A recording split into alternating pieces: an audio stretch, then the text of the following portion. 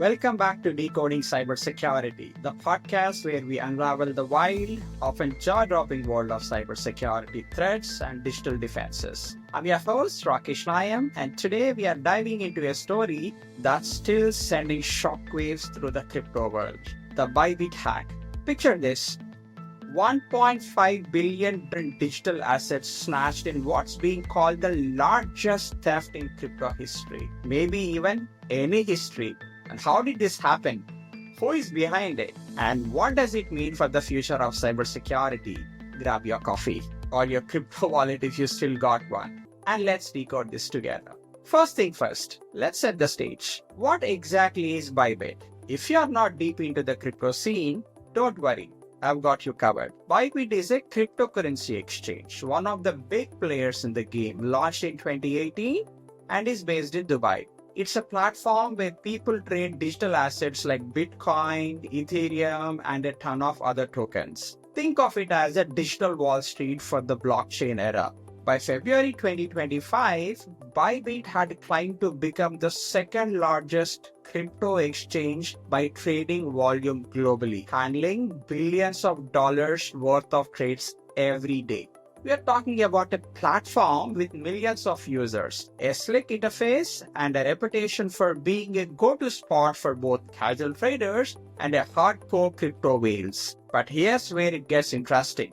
Bybit isn't just any exchange. It's known for its high-speed trading engine and sometimes called derivatives trading. That's where users can bet on the future price of assets without actually owning them. Risky? Sure. Lucrative? You bet. And that's part of why Bybit had so much value locked up in its system.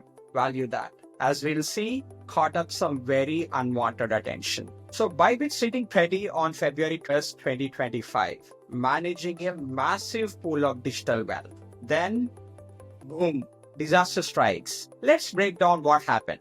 Okay, let's get into the juicy part. The hack itself. On February 1st, 2025, hackers pulled off a heist that left the crypto world reeling. The target? Bybit's Ethereum cold wallet. Now, if you're new to this, a cold wallet is like a Fort Knox of crypto storage. It's offline, super secure, and supposed to be untouchable.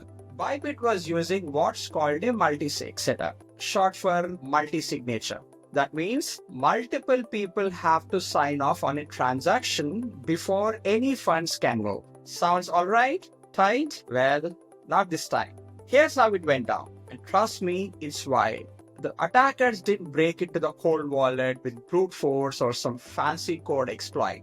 Nope, this was a social engineering masterpiece. They tricked the humans holding the keys. Picture this. The hackers created a fake user interface. Think of it as a perfect doppelganger of Bybit's legit transaction system. They masked the URL and the whole look of the site so well that the wallet signers, real people Bybit trusted, thought they were approving a routine transfer. Instead, they greenlit a massive $1.5 billion siphoning of Ethereum tokens to an unknown wallet. Now let's pause for a second to appreciate the scale here. That's 400,000 yanked in one fell swoop. At the time, it was hovering around 2,800 per coin. So do your math. That's over $1 billion in Ethereum alone, plus other assets like STETH and CMETH. The wallet address suddenly became one of the richest in the world, holding more ETH than even Vitalik Buterin, Ethereum's co-founder. Astonishing, right? But it gets crazier. The hackers didn't stop there. They started laundering the funds immediately. They swapped hundreds of millions in stolen tokens for Ether using decentralized exchanges or DEX to dodge any freezes that centralized platforms might slap on them. Then they layered the funds through thousands of blockchain transactions, hopping across chains with bridges and even converting some to Bitcoin. It's like watching a high-stakes game of digital hot potato. Let's hit you with some numbers that will make your head spin. This $1.5 billion haul, it's more than double the previous biggest crypto heist, the $611 million stolen from Poly Network back in 2021. And get this, analysts say it might even top the largest theft of any kind in history, outdoing Saddam Hussein's $1 billion grab from Iraq's central bank in 2003. That's not just a crypto record, that's a world record. The market fell too. Within an hour of the hacking being confirmed by Bybit CEO Ben, Bitcoin dropped 3% and Ethereum tanked 7%. Bybit's own liquidity took a nosedive. Its market depth for top coins plummeted 59%, from $68 million to just $28 million. Trading volume on the exchange crashed to $1.4 billion over the weekend. And the hackers, they are now the 14th largest Ethereum holder globally. That's a fortune big enough to rattle institutional trust in crypto. Bybit scrambled to respond, buying back ETH to shore up reserves, and the community praised their crisis management. But the damage was done. Over 700 million in ETH still sits in the hackers' wallets as of today. So who is behind this? Fingers are pointing at North Korea. Blockchain sleuths at Elliptic, a top crypto forensic firm, says the laundering patterns match tactics used by the North Korean hackers, who have stolen over $6 billion in crypto since 2017 to fund things like ballistic missiles. If true, this isn't just a crime, it's a geopolitical flex. What's the takeaway here? This hack shatters the myth that cold wallets and multi-sign setups are invincible.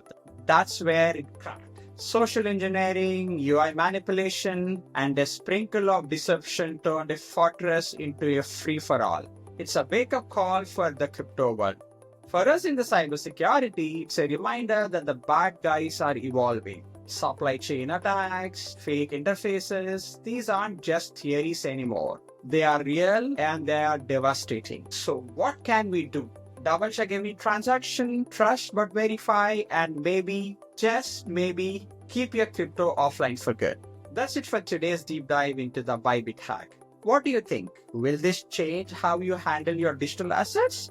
Hit me up on LinkedIn or YouTube with your thoughts, and don't forget to subscribe to Decoding Cybersecurity for more stories like this. Until then, stay safe out there in the digital Wild West. This is Rakesh Nayam signing off. Bye-bye.